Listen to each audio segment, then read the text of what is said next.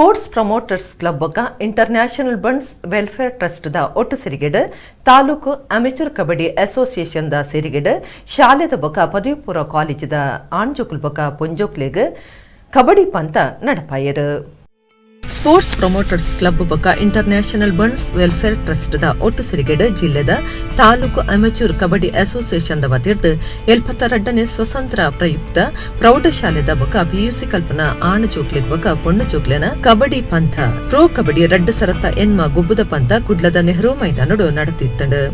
ನಗರ police ಆಯುಕ್ತರ್ ಟಿ.ಆರ್. Suresh ಪಂತನು ಉದಿಪನ ಮಲ್ತದ ಹಳ್ಳಿದ ಗುಬ್ಬುಲು ಮದೆ ಆವೊಂದು ಪೋಂದು ಪುನಃ ಈ ಪೊರ್ತುಡು ಕಬಡ್ಡಿ ಗುಬ್ಬುಗು ಉಮೇದು ಕೊಡ್ದು ಹಳ್ಳಿದ ಗುಬ್ಬುಲು ಒರಿಯಲಕ ಮಲ್ತದರಂದು ಎಡ್ಡಿಪಬೇಕೇರು.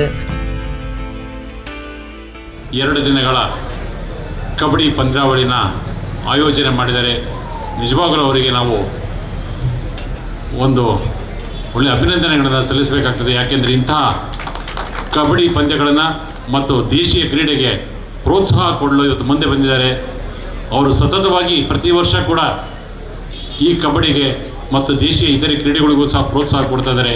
ಆ ಕ್ರೀಡಾಭಿಮಾನಿಗಳು ಇನ್ನೂ ಹೆಚ್ಚಿನ ಒಂದು ಕ್ರೀಡೆಗಳಿಗೆ ಅವರಂತೆ ಇತರೆ ನಗರದ ಗಣ್ಯರು ಕೂಡ ನಮ್ಮ ದೇಶೀಯ ಕ್ರೀಡೆಯನ್ನು ಬೆಳೆಸ್ಕೊಳ್ಳೋಕ್ಕೆ ಉಳಿಸ್ಕೊಳ್ಳಲಿಕ್ಕೆ ಮತ್ತು ಯುವಕರಿಗೆ ಪ್ರೋತ್ಸಾಹ ಕೊಡಲಿಕ್ಕೆ ಮುಂದಾಗಲಿ ಅಂತೇಳಿ ನಾನು ಅವ್ರನ್ನ ಕೇಳ್ಕೊಳ್ತೀನಿ.